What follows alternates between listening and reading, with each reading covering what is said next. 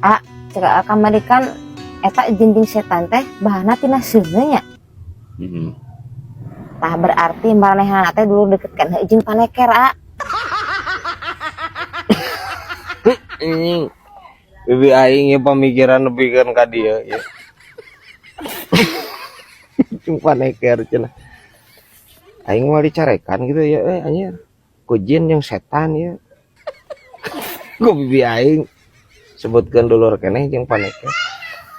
Bi heueuh meureun jiga namanya da sarua seuneu. Jika nama masih keneh dulur memang, tapi rada jauh lah jika nama. Terus eta alamun si Kosim.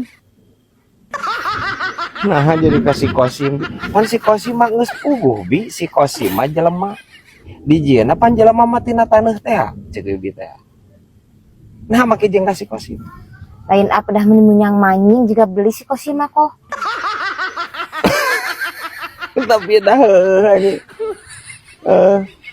Juga beli sih orang. Ya wae aja. Jika nama si Kosim teh bi eta teh masih keneh tatangga tere. Jeung jurig jarian dia. Jurig jarian si Kosim. Lamun teh jeung jurig cai sia teh. Aya wae ya bi aing. Jurig kuris.